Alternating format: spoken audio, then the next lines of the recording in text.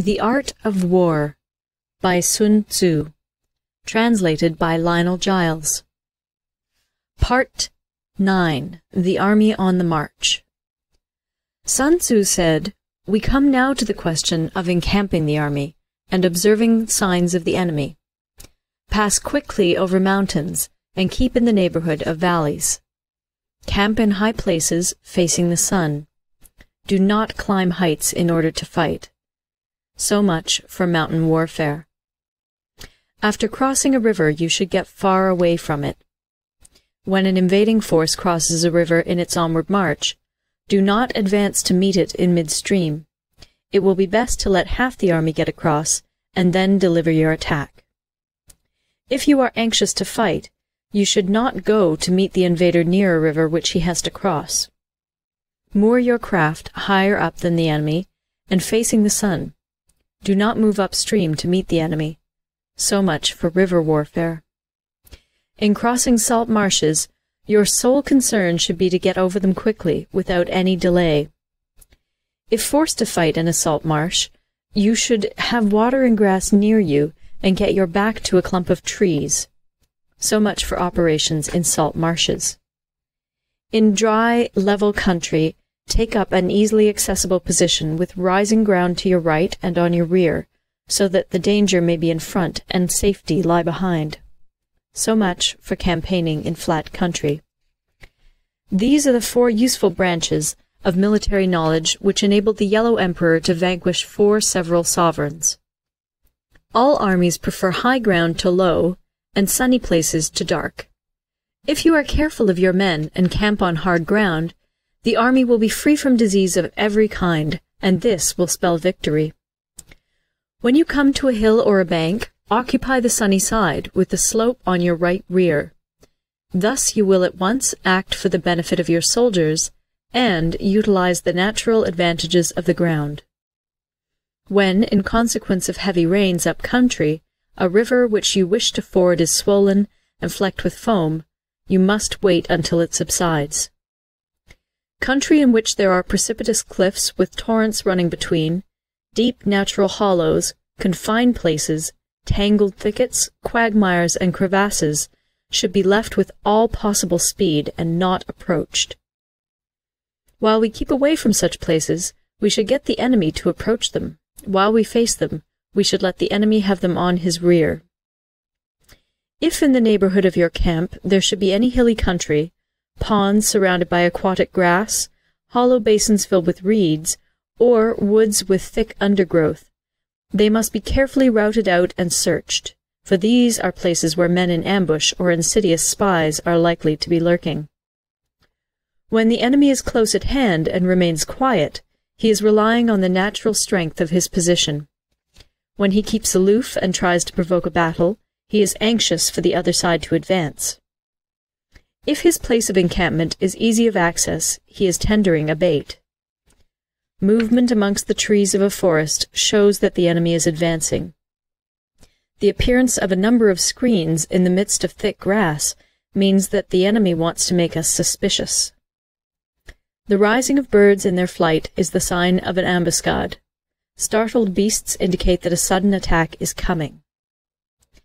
When there is dust rising in a high column, it is the sign of chariots advancing. When the dust is low, but spread over a wide area, it betokens the approach of infantry. When it branches out in different directions, it shows that parties have been sent to collect firewood. A few clouds of dust moving to and fro signify that the army is encamping. Humble words and increased preparations are signs that the enemy is about to advance. Violent language and driving forward as if to the attack are signs that he will retreat. When the light chariots come out first and take up a position on the wings, it is a sign that the enemy is forming for battle. Peace proposals unaccompanied by a sworn covenant indicate a plot.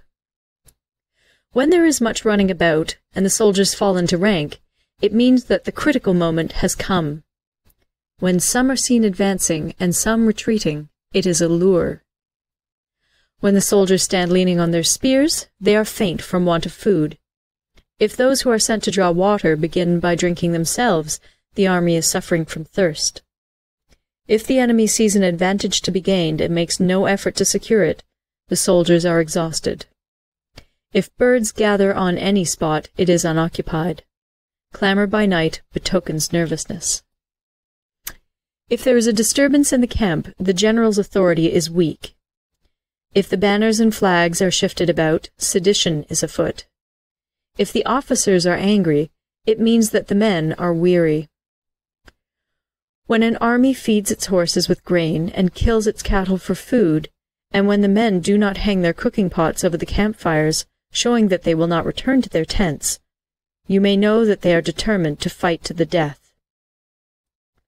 The sight of men whispering together in small knots, or speaking in subdued tones, points to disaffection amongst the rank and file. Too frequent rewards signify that the enemy is at the end of his resources. Too many punishments betray a condition of dire distress. To begin by bluster, but afterwards to take fright at the enemy's numbers, shows a supreme lack of intelligence. When envoys are sent with compliments in their mouths, it is a sign that the enemy wishes for a truce. If the enemy's troops march up angrily and remain facing ours for a long time without either joining battle or taking themselves off again, the situation is one that demands great vigilance and circumspection. If our troops are no more in number than the enemy, that is amply sufficient. It only means that no direct attack can be made.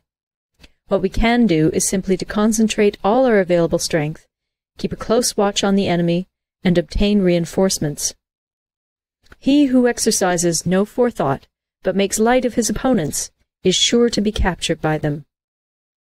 If soldiers are punished before they have grown attached to you, they will not prove submissive. And, unless submissive, they will be practically useless. If, when the soldiers have become attached to you, punishments are not enforced, they will still be useless. Therefore, soldiers must be treated in the first instance with humanity, but kept under control by means of iron discipline. This is a certain road to victory. If in training soldiers commands are habitually enforced, the army will be well disciplined. If not, its discipline will be bad. If a general shows confidence in his men, but always insists on his orders being obeyed, the gain will be mutual. End of Part 9. Part 10. Terrain. Sun Tzu said, we may distinguish 6 kinds of terrain, to wit, 1. Accessible ground, 2. Entangling ground, 3. Temporizing ground, 4. Narrow passes, 5. Precipitous heights, 6. Positions at a great distance from the enemy. Ground which can be freely traversed by both sides is called accessible. With regard to ground of this nature, be before the enemy in occupying the raised and sunny spots, and carefully guard your line of supplies. Then you will be able to fight with advantage. Ground which can be abandoned but is hard to reoccupy is called entangling. From a position of this sort, if the enemy is unprepared, you may sally forth and defeat him. But if the enemy is prepared for your coming, and you fail to defeat him, then, return being impossible, disaster will ensue.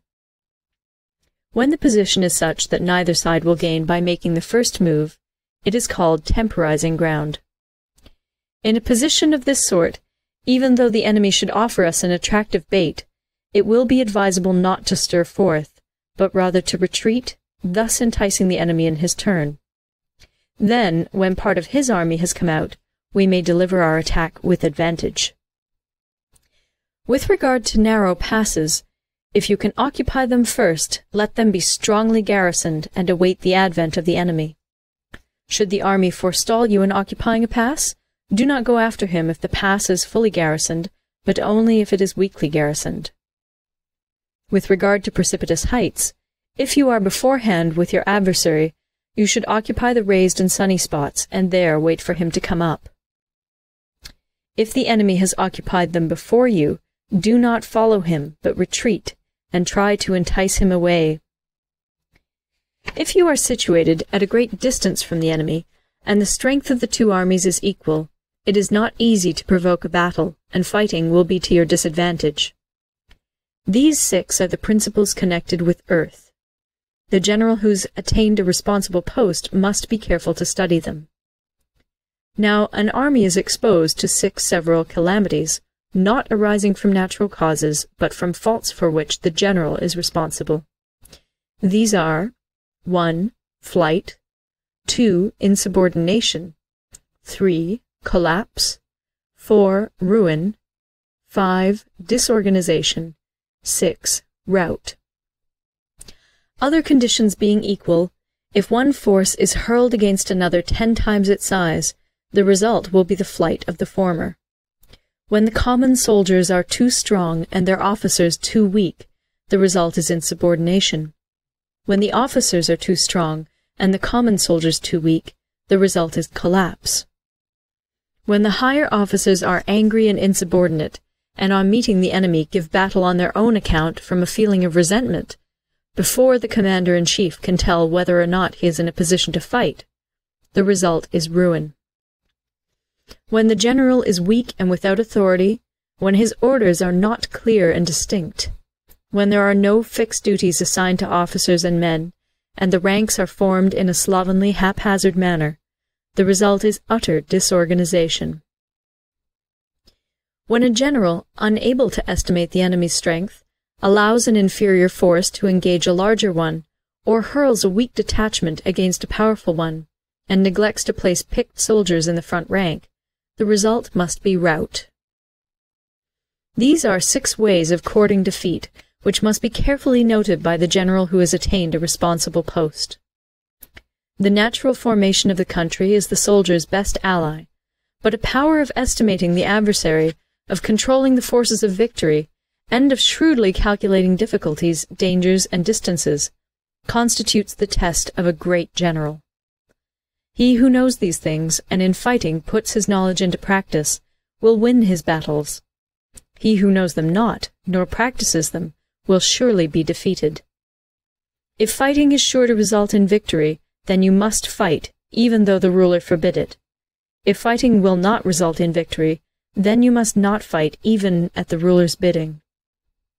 The general who advances without coveting fame, and retreats without fearing disgrace, whose only thought is to protect his country and do good service for his sovereign, is the jewel of the kingdom. Regard your soldiers as your children, and they will follow you into the deepest valleys. Look upon them as your own beloved sons, and they will stand by you even unto death. If, however, you are indulgent, but unable to make your authority felt, kind-hearted, but unable to enforce your commands, and incapable, moreover, of quelling disorder, then your soldiers must be likened to spoilt children. They are useless for any practical purpose. If we know that our own men are in a condition to attack, but are unaware that the enemy is not open to attack, we have gone only halfway towards victory. If we know that the enemy is open to attack, but are unaware that our own men are not in a condition to attack, we have gone only halfway towards victory. If we know that the enemy is open to attack, and also know that our men are in a condition to attack, but are unaware that the nature of the ground makes fighting impracticable, we have still only gone halfway towards victory. Hence the experienced soldier, once in motion, is never bewildered. Once he has broken camp, he is never at a loss. Hence the saying, "If you know the enemy and know yourself, your victory will not stand in doubt. If you know heaven and know earth, you may make your victory complete." End of Part 10. Recorded in Toronto, Ontario by Moira Fogarty, October 2006.